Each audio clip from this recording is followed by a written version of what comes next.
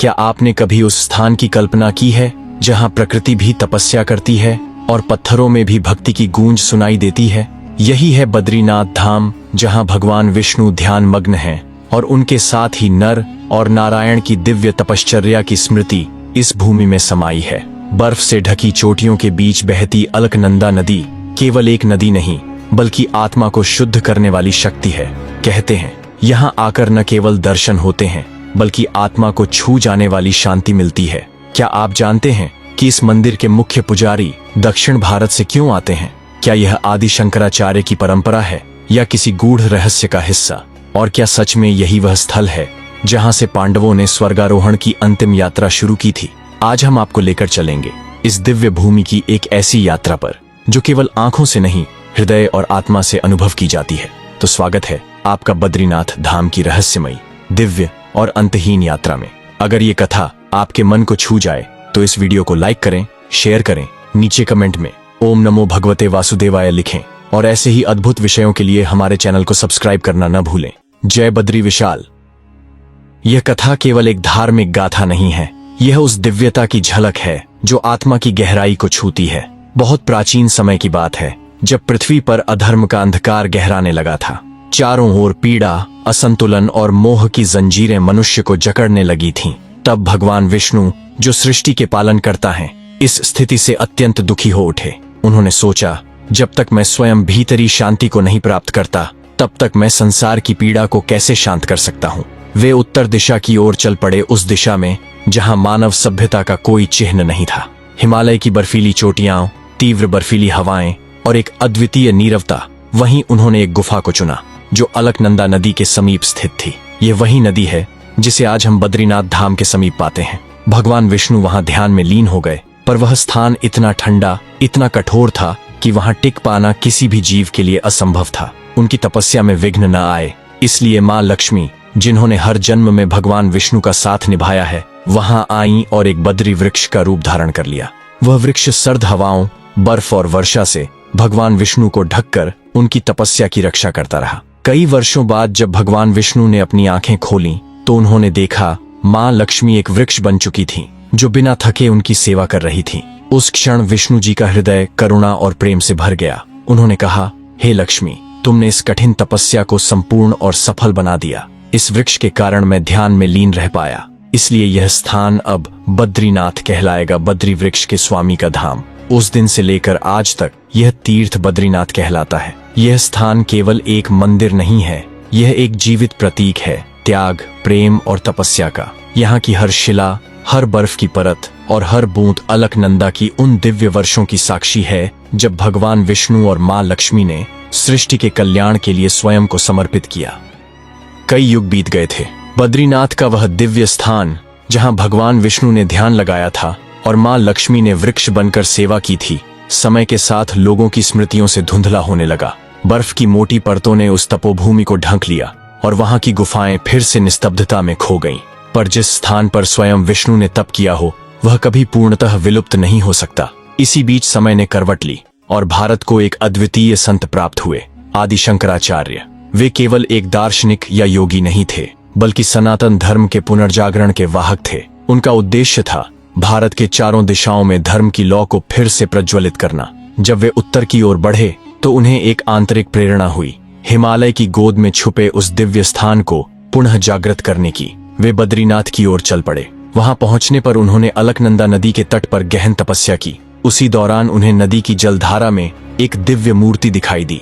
वह शालग्राम शिला से बनी हुई थी। शालग्राम कोई साधारण पत्थर नहीं होता, यह नेपाल की गंडकी नदी में पाया जाता है और शास्त्रों में कहा गया है कि उसमें स्वयं भगवान विष्णु का वास होता है। उस दिव्य संकेत को समझते हुए आदि शंकराचार्य ने उस मूर्ति को ससम्मान बाहर निकाला और उसे उसी प्राचीन गुफा में प्रतिष्ठित किया जहां भगवान विष्णु ने कभी ध्यान लगाया था। यही स्थान आज बद्रीनाथ मंदिर के रूप में विश्वविख्यात है। यह मंदिर कोई सामान्य निर्माण नहीं है, यह हजारों वर्षों की तपस्या, त्याग और श्रद्धा का प्रतीक है। हिमालय की विकट बर्फीली आंधियां, मूसलधार वर्षा, भीषण भूकंप, सब कुछ झेलकर भी यह मंदिर अडिग खड़ा है, क्योंकि यह केवल पत्थरों से बना एक ढांचा नहीं है। यह उन असंख्य आस्थाओं की ऊर्जा से बना है जो हर युग में इसे जीवंत रखती आई हैं। बद्रीनाथ मंदिर इस बात का प्रतीक है कि जब भी धर्म, स्मृति और श्रद्धा धुंधली पड़ने लगती है, कोई न कोई दिव्य आत्मा जन्म लेती है जो उस लौ को फिर से प्रज्वलित कर देती है। और इसलिए यह धाम केवल एक तीर्थ नहीं, सनातन धर्म की अमर गाथा है। इस मंदिर की परंपराएं उतनी ही गूढ़ और रहस्यमयी हैं जितनी उसकी दिव्यता और प्राचीनता। यहाँ हर रीति, हर नियम सिर्फ धार्मिक नहीं बल्कि आध्यात्मिक ऊर्जा से जुड़ा हुआ है। इन सभी परंपराओं में सबसे अनोखी और गहराई से जुड़ी परंपरा है रावल सेवा। बद्रीनाथ में भगवान विष्णु की पूजा करना किसी सामान्य व्यक्ति का कार्य नहीं। यह सौभाग्य केवल रावल जी को प्राप्त होता है, यानी मंदिर के मुख्य पुजारी। पर सवाल उठता है, रावल कौन होते हैं और इन्हें चुना कैसे जाता है? इसका उत्तर केवल परंपरा में नहीं बल्कि आध्यात्मिक विधान में छुपा है। बद्रीनाथ उत्तर भारत में स्थित है, लेकिन रावल सदियों से केरल से चुने जाते हैं। यह परंपरा आदि शंकराचार्य द्वारा शुरू की गई थी। उन्होंने जब इस दिव्य धाम को पुनर्जीवित किया, तब उन्होंने तय किया कि यहाँ भगवान की सेवा केवल वही करेगा जो जीवन की पवित्रता, ब्रह्मचर्य, वेदों और शास्त्रों में पारंगत होगा। रावल बनने के लिए कोई चुनाव, प्रतियोगिता या सिफारिश नहीं होती। यह एक तपस्वी जीवन की स्वीकारोक्ति है। रावल बनने वाला ब्राह्मण संस्कृत, वेद, तंत्र, पूजा विधि और आत्मनिष्ठा में पूर्ण रूप से निपुण होता है। वह केरल में ही प्रशिक्षण प्राप्त करता है और फिर जीवन भर एक ही संकल्प में बंध जाता है, भगवान बद्रीनाथ की सेवा। लेकिन सबसे रहस्यमयी बात यह है कि जब रावल जी भगवान की पूजा करते हैं तो वे स्त्री वेशधारी होते हैं। वे लाल साड़ी पहनते हैं, चूड़ियां और पायल धारण करते हैं और सिर को ढककर पूजा करते हैं, क्योंकि माना जाता है कि जब भगवान बद्रीनाथ गहन तपस्या में लीन होते हैं उस समय वे पूर्ण ब्रह्मचारी रूप में होते हैं। उस स्थिति में वे किसी पुरुष के स्पर्श या उपस्थिति को स्वीकार नहीं करते। उनकी चेतना उस अवस्था में इतनी सूक्ष्म और दिव्य होती है कि वहां केवल स्त्री स्पर्श, वह भी शुद्धता और मर्यादा से युक्त, ही स्वीकार्य होता है। इसलिए रावल जी भले ही पुरुष हों, भगवान की सेवा के समय स्त्री वेश धारण करते हैं। यह कोई दिखावा नहीं बल्कि गंभीर आध्यात्मिक अनुशासन है। यह परंपरा केवल भक्ति नहीं, एक आत्मिक संरेखण है जहां पुजारी स्वयं को मिटाकर भगवान के अनुकूल बनता है। बद्रीनाथ की यह परंपरा एक उदाहरण है कि ईश्वर की सेवा में केवल शरीर नहीं, आत्मा भी उसी स्वरूप में ढलनी चाहिए, तभी वह सेवा पूर्ण मानी जाती है। और यही कारण है कि यह मंदिर पत्थरों से नहीं, आस्था और तपस्या से बना है। बद्रीनाथ धाम भारत के 4 धामों में से एक अत्यंत पवित्र तीर्थ है। लेकिन इन चारों में यदि किसी धाम की यात्रा को सबसे कठिन, सबसे रोमांचक और सबसे अद्भुत अनुभव माना जाए तो वह है बद्रीनाथ धाम की यात्रा। समुद्र तल से लगभग 10,200 फीट की ऊंचाई पर स्थित यह धाम अपने आप में एक तप है। रास्ते संकरे हैं, हर मोड़ पर खाई है और पहाड़ों के बीच बना यह मार्ग इतना घुमावदार है कि हर मोड़ पर सावधानी ही जीवन रक्षा है। यहाँ का मौसम भी किसी साधारण स्थान जैसा नहीं। कभी तेज धूप तो अचानक बारिश या बर्फबारी। एक पल धूप खिली हो और अगले ही क्षण घने बादल और ठंडी हवाएं शरीर को झकझोर देती हैं। लेकिन इन सभी कठिनाइयों के बावजूद हर साल लाखों श्रद्धालु इस कठिन मार्ग को पार करते हैं, बिना किसी भय के, सिर्फ आस्था के बल पर। क्योंकि यहाँ केवल मंदिर के दर्शन नहीं होते, यहाँ आत्मा एक शुद्ध, एक जागृति और एक अदृश्य आशीर्वाद का अनुभव करती है। बद्रीनाथ की यात्रा वास्तव में देवभूमि की ओर एक आत्मिक यात्रा है, जहाँ शरीर थक सकता है लेकिन आत्मा और भी प्रबल हो उठती है। इसलिए कहा जाता है, जो बद्रीनाथ पहुंच गया वह केवल पहाड़ नहीं चढ़ा, वह अपने भीतर के अंधकार को पार कर एक दिव्य प्रकाश तक पहुंच गया।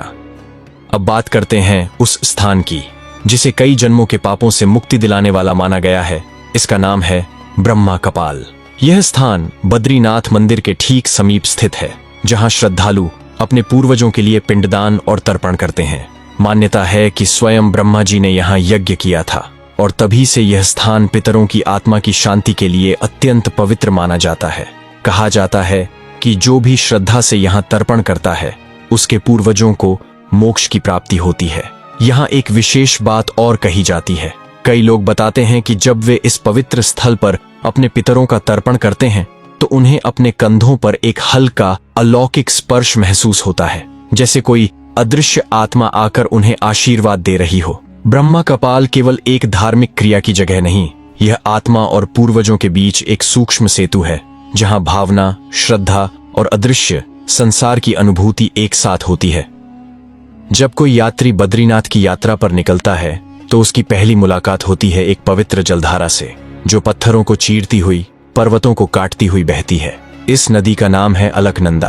पौराणिक मान्यता के अनुसार जब मां गंगा को पृथ्वी पर लाने का समय आया तो उनकी प्रचंड धारा से विनाश की संभावना थी। तब भगवान शिव ने गंगा को अपनी जटाओं में समेट लिया और वहीं से गंगा 7 पवित्र धाराओं में बट गई। उन्हीं में से एक धारा थी अलकनंदा, जिसे गंगा की ज्येष्ठ पुत्री माना जाता है।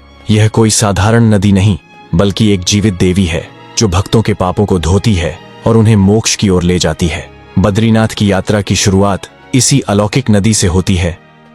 इस मंदिर के ठीक सामने स्थित है एक छोटा सा लेकिन चमत्कारी गर्म पानी का कुंड, तप कुंड। अब आप सोच सकते हैं, बर्फ से ढके ऊंचे ऊंचे हिमालयी पहाड़ों में गर्म पानी, और वह भी हमेशा उबलता हुआ। जी हाँ, यह कोई साधारण जल नहीं, बल्कि एक प्राकृतिक चमत्कार है। यह तप कुंड सदियों से लगातार गर्म पानी देता आ रहा है और उसका तापमान कभी कम नहीं होता। मान्यता है कि यह कुंड भगवान विष्णु की तपस्या के प्रभाव से उत्पन्न हुआ। कहा जाता है, बद्रीनाथ के दर्शन से पहले यदि कोई श्रद्धालु यहाँ स्नान करता है तो उसका शरीर ही नहीं, मन और आत्मा भी शुद्ध हो जाती है। यही कारण है कि भक्त पहले तप कुंड में स्नान करते हैं और फिर मंदिर के दर्शन करते हैं, क्योंकि तन शुद्ध हो तभी मन शुद्ध होता है। इस जल की खास बात यह भी है कि इसमें स्नान करने से न सिर्फ शरीर की थकान मिटती है, बल्कि ऐसा लगता है जैसे मन की सारी चिंताएं बह गई हों और भीतर कोई गहरी शांति उतर आई हो। जब महाभारत का महासंग्राम समाप्त हुआ, कौरवों का विनाश हो चुका था और धर्म की स्थापना के साथ पांडवों ने हस्तिनापुर का सिंहासन संभाला, तब भी उनके हृदय में शांति नहीं थी। समय बीतता गया और अंततः एक दिन पांडवों ने निर्णय लिया कि अब राजपाट, वैभव और सांसारिक बंधनों को त्याग कर वे उस परम लक्ष्य की ओर अग्रसर होंगे। यह कोई सामान्य तीर्थ यात्रा नहीं थी, बल्कि आत्मा की पूर्णता की अंतिम परीक्षा थी। वह मार्ग जो केवल उन तपस्वियों के लिए है जिनकी निष्ठा, त्याग और धर्म पर अटल श्रद्धा हो। 5 पांडव युधिष्ठिर, भीम, अर्जुन, नकुल और सहदेव अपनी अर्धांगिनी द्रौपदी के साथ चल पड़े उत्तर की ओर। उन्होंने अपने शाही वस्त्र त्याग दिए, साधुओं जैसे वेश में नंगे पैर कठोर हिमालयी रास्तों पर चलना प्रारंभ किया। उन्होंने देवभूमि उत्तराखंड की ओर रुख किया और अंततः पहुंचे बद्रीनाथ धाम। वहां उन्होंने भगवान नारायण के दर्शन किए, अंतिम बार अपने इष्ट को प्रणाम किया और फिर आगे बढ़े एक और रहस्यमयी मार्ग की ओर, सतोपंथ की ओर, जिसका अर्थ है सत्य का पथ। बद्रीनाथ से आगे की यह यात्रा किसी को भी जीवन और मृत्यु के अर्थ से परिचित करा देती है। ऊंचाई बढ़ती जाती है, वायुमंडल विरल होता है और हर कदम आत्मा की परीक्षा लेता है। सतोपंथ झील के आगे हिमालय के अति कठिन क्षेत्र में स्थित है स्वर्गारोहिणी पर्वत, जहां से माना जाता है कि युधिष्ठिर, धर्मराज अपने शरीर के साथ ही स्वर्ग की ओर उठ गए थे। वे अकेले थे जो इस यात्रा को पूर्ण कर सके। बाकी सभी पथ में गिर पड़े। द्रौपदी, भीम, अर्जुन, नकुल और सहदेव, यह दर्शाते हुए कि मानव की कमजोरियां उसे इस मार्ग पर आगे नहीं बढ़ने देती, चाहे वह कितने ही पराक्रमी क्यों न हो। कई धार्मिक ग्रंथों में इस कथा का उल्लेख है और आज भी इस स्थान को लेकर मान्यता है कि वहां कहीं एक अदृश्य स्वर्ग द्वार है, एक ऐसा रहस्यमयी द्वार जहां से आत्मा मोक्ष प्राप्त कर सकती है या स्वर्गलोक में प्रवेश कर सकती है। इस बात की कोई भौतिक पुष्टि नहीं है, लेकिन वहां की निस्तब्धता, उस स्थान का अलौकिक सौंदर्य और गूंजती हुई नादमयी शांति मन को यह विश्वास दिलाती है कि यह स्थान कुछ अलौकिक है, कुछ दिव्य है, जहां से स्वर्ग की सीढ़ियां शुरू होती हैं। बद्रीनाथ धाम के पास ही एक रहस्यमयी और पवित्र स्थान है जहां स्थित है कल्प वृक्ष। यह कोई साधारण वृक्ष नहीं, बल्कि वह दिव्य वृक्ष माना जाता है जिसके नीचे ऋषि मुनियों ने कठोर तपस्या की थी। मान्यता है कि इस वृक्ष के नीचे जो भी सच्चे मन से बैठकर प्रार्थना करता है, उसकी हर मनोकामना पूरी होती है। ठीक वैसे ही जैसे कल्प वृक्ष की परंपरा में वर्णित है। आज भी वहां श्रद्धालु बड़ी श्रद्धा से जाते हैं, ध्यान करते हैं और कई लोग अनुभव करते हैं कि उनकी इच्छाएं सच हुई। वैज्ञानिकों ने भी इस वृक्ष पर कई अध्ययन किए, लेकिन इसकी उम्र, ऊर्जा और प्रभाव को पूरी तरह समझ नहीं पाए। यह वृक्ष केवल एक पेड़ नहीं, बल्कि प्रकृति के उस चमत्कार का प्रतीक है जो आज भी विज्ञान की सीमाओं से परे है। यह हमें याद दिलाता है कि इस संसार में अभी भी ऐसी रहस्यमयी शक्तियां मौजूद हैं जिन्हें केवल आस्था और ध्यान से ही महसूस किया जा सकता है। हर साल जब मई का महीना आता है, तो हिमालय की गोद में बसे बद्रीनाथ धाम के कपाट श्रद्धालुओं के लिए खोल दिए जाते हैं। यह मंदिर केवल 6 महीने मई से नवंबर तक ही खुला रहता है। इसके बाद जैसे ही सर्दियां शुरू होती हैं, समूचा क्षेत्र बर्फ की मोटी चादर से ढक जाता है। पहाड़ियों पर इतनी बर्फ गिरती है कि वहां जीवन असंभव हो जाता है। तब भगवान बद्रीनाथ की पूजा रोक दी जाती है और मंदिर के द्वार विधिवत रूप से बंद कर दिए जाते हैं। लेकिन यह विराम केवल स्थान का होता है, श्रद्धा का नहीं, क्योंकि सर्दियों में भगवान बद्रीनाथ को एक भव्य और शाही डोली यात्रा के माध्यम से नीचे जोशीमठ लाया जाता है। वहां उन्हें नरसिंह मंदिर में विराजमान किया जाता है। यह परंपरा दुनिया में शायद ही कहीं देखने को मिले, जहां स्वयं भगवान ऋतुओं के अनुसार अपना निवास स्थान बदलते हैं। जोशीमठ का यह नरसिंह मंदिर केवल एक प्राचीन तीर्थ नहीं है, बल्कि भविष्य की एक गूढ़ चेतावनी भी समेटे हुए है। यहाँ भगवान नरसिंह की एक अद्भुत मूर्ति स्थापित है, जिसके बारे में मान्यता है कि इसका बायां हाथ धीरे धीरे पतला होता जा रहा है। सदियों से यह परिवर्तन देखा जा रहा है और यह सिर्फ मूर्ति का क्षय नहीं, बल्कि आने वाले समय की भविष्यवाणी माना जाता है। कहा जाता है कि जिस दिन यह हाथ पूरी तरह टूट जाएगा, उस दिन बद्रीनाथ तक जाने वाला मार्ग हमेशा के लिए अवरुद्ध हो जाएगा। अलकनंदा नदी इतना उफान मारेगी कि मंदिर तक पहुंचने का कोई रास्ता नहीं बचेगा। ये सुनकर जहां एक ओर भय उत्पन्न होता है, वहीं दूसरी ओर श्रद्धा और विश्वास की शक्ति दिल को संभल देती है। भक्तों का दृढ़ विश्वास है कि जब तक मनुष्य सच्चे हृदय से भगवान को पुकारता रहेगा, तब तक बद्रीनाथ धाम सुरक्षित रहेगा और भगवान बद्री विशाल सदा अपनी भूमि पर विराजमान रहेंगे। बद्रीनाथ धाम में स्थित अखंड ज्योति एक ऐसा रहस्य है जो विज्ञान की सीमाओं से परे जाकर आस्था और चमत्कार का जीवंत प्रमाण बन जाता है। हर वर्ष जब बर्फबारी शुरू होती है, तब बद्रीनाथ मंदिर के कपाट बंद कर दिए जाते हैं और पूरा क्षेत्र मानो एक बर्फीले श्मशान में बदल जाता है। वहां तापमान -15 डिग्री सेल्सियस से भी नीचे चला जाता है और कोई भी जीवित प्राणी उस मौसम में वहां टिक नहीं सकता। ऐसे में मंदिर के पुजारी, जो दक्षिण भारत से आते हैं, वैदिक विधियों से एक विशेष दीपक जलाते हैं। यह दीपक घी से भरकर खास प्रकार की रुई की बत्तियों और तुलसी पत्र से सजाया जाता है। फिर उस दीपक को एक तांबे के ढक्कन से ढक दिया जाता है और पूरी तरह से सील कर मंदिर के गर्भगृह को बंद कर दिया जाता है। 6 महीने तक मंदिर बंद रहता है। कोई हवा नहीं, कोई ऑक्सीजन नहीं, कोई मानव उपस्थिति नहीं। और फिर भी जब वैशाख माह में मंदिर के द्वार दोबारा खोले जाते हैं, तो यह देखा जाता है कि वही अखंड दीपक अब भी जल रहा है। यह दृश्य केवल आश्चर्यजनक नहीं, बल्कि रोमांचकारी और आध्यात्मिक रूप से हृदय को छू लेने वाला होता है। वैज्ञानिक दृष्टिकोण से देखें तो यह असंभव प्रतीत होता है, क्योंकि ऐसी स्थिति में घी जम जाता है, बत्ती जलनी बंद हो जाती है और बिना ऑक्सीजन के कोई लौ नहीं जल सकती। लेकिन बद्रीनाथ में यह हर साल होता है और सदियों से होता आ रहा है। इसे कोई सामान्य घटना नहीं कहा जा सकता। यह उस दिव्यता का प्रमाण है जो इस भूमि में बसी है। अखंड ज्योति केवल एक लौ नहीं है, यह श्रद्धा की वह चिंगारी है जो मनुष्य को ईश्वर से जोड़ती है।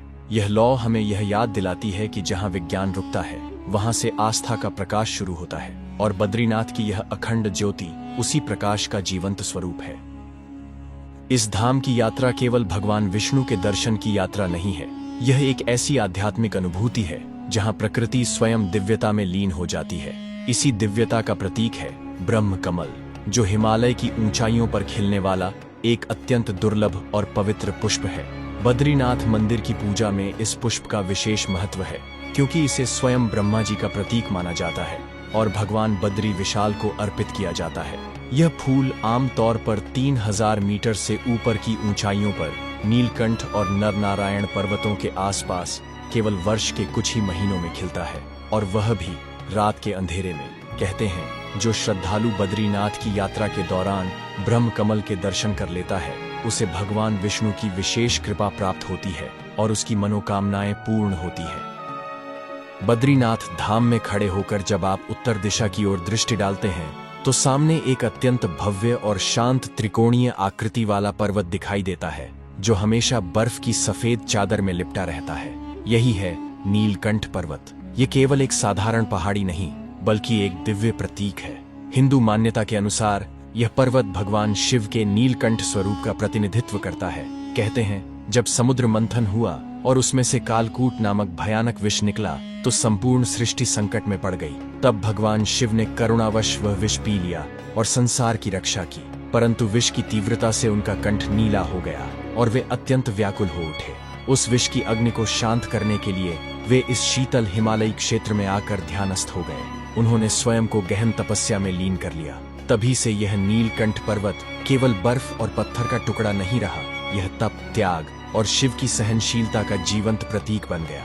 यह पर्वत आज भी बद्रीनाथ के भक्तों को यह संदेश देता है कि विषम परिस्थितियों में भी धैर्य और साधना से सब कुछ संभव है। जब आप बद्रीनाथ में खड़े होकर इस पर्वत को देखते हैं तो ऐसा प्रतीत होता है मानो शिव स्वयं सामने मौन मुद्रा में ध्यान मग्न होकर विराजमान है, जैसे वह नीलकंठ आज भी हमारी रक्षा कर रहे हों। बहुत ही प्राचीन युग की बात है, जब धरती पर अधर्म का प्रभाव बढ़ रहा था और धर्म संकट में था, तब सृष्टि के पालनहार भगवान विष्णु ने एक दिव्य रूप में अवतार लिया, नर और नारायण के रूप में। ये कोई साधारण जुड़वा ऋषि नहीं थे, बल्कि एक ही परम सत्ता के दो रूप थे, एक मानवता का प्रतीक और दूसरा दिव्यता का। नर मानव का प्रतिनिधित्व करते हैं, जो कर्म, संघर्ष और तप का मार्ग चुनता है, और नारायण परमात्मा का रूप है, जो शांति, चेतना और ब्रह्म ज्ञान का स्रोत है। इन दोनों दिव्य रूपों ने धरती पर ऐसा स्थान चुना जो स्वयं भी उतना ही पवित्र और शांत था। हिमालय की गोद में अलकनंदा नदी के किनारे, जहां आज बद्रीनाथ धाम स्थित है, उन्होंने वहीं एक तपोभूमि बनाई और हजारों वर्षों तक कठोर तपस्या में लीन रहे, संसार की रक्षा और संतुलन के लिए। आज भी उस तप की गूंज वहां की हवा में महसूस होती है। वह पावन स्थल जहां वे तप करते थे अब नर नारायण पर्वत के नाम से जाना जाता है। जब आप बद्रीनाथ धाम पहुंचते हैं और उन पर्वतों की ओर देखते हैं तो ऐसा लगता है मानो नर और नारायण आज भी वहां ध्यानमग्न अवस्था में स्थित हैं। यहाँ की संध्या आरती एक ऐसा दिव्य अनुभव है जिसे शब्दों में बांध पाना लगभग असंभव है। जैसे ही सूरज पश्चिम की ओर ढलता है, मंदिर परिसर एक अलौकिक आभा से भर उठता है। चारों ओर दीपों की रोशनी फैल जाती है, मंदिर की घंटियां गूंजने लगती हैं और श्रद्धालुओं के मुख से एक साथ निकलता है ओम नमो नारायणाय। उस क्षण ऐसा लगता है मानो पूरा ब्रह्मांड ठहर गया हो, समय थम गया हो और स्वयं नारायण उस पवित्र ध्वनि में प्रकट हो गए हों। भगवान बद्री विशाल को विशेष रूप से केसर, चंदन और तुलसी से सजाया जाता है। उनका स्वरूप इतना सौम्य और आकर्षक होता है कि आंखें अनायास ही नम हो जाती हैं। आरती से पहले जो दीपक जलाए जाते हैं उन्हें पहले पवित्र गंगा जल में डुबोया जाता है, और जब वे दीप जलते हैं तो उनकी लौ स्थिर रहती है, न डगमगाती है न कांपती है, मानो वह लौ भी प्रभु की उपस्थिति में ध्यान मग्न हो। कहा जाता है कि जो भी भक्त अपने जीवन में एक बार बद्रीनाथ की इस आरती में शामिल हो गया, उसका जीवन कभी रिक्त नहीं रहता, उसे प्रभु की कृपा अवश्य प्राप्त होती है। वह क्षण, वह वातावरण, वह कंपन आत्मा के सबसे गहरे तल को छू जाता है। आरती केवल एक रस्म नहीं, यह प्रभु से सीधा संवाद है, एक ऐसा मिलन जहां आस्था, शांति और दिव्यता एक साथ समाहित हो जाती है। तो दोस्तों, यह था बद्रीनाथ धाम का एक दिव्य और रहस्यमयी अनुभव, जहां हर पत्थर में भक्ति है, हर बर्फ की चोटी पर भगवान का स्पर्श है, और जहां अखंड ज्योति जैसी चमत्कारी घटनाएं हमें यह एहसास दिलाती हैं कि आस्था आज भी जीवित है। अगर आपको यह वीडियो अच्छा लगा हो तो कृपया लाइक करें, अपने दोस्तों और परिवार के साथ शेयर करें, ताकि ये दिव्यता हर किसी तक पहुंच सके, और हमारे चैनल को जरूर सब्सक्राइब करें ताकि आप ऐसे ही और भी आध्यात्मिक और रहस्यमयी यात्राओं से जुड़े रहें। नीचे कमेंट करके जरूर बताइएगा कि आपको इस वीडियो का कौन सा हिस्सा सबसे ज्यादा प्रेरणादायक लगा। जय बद्री विशाल।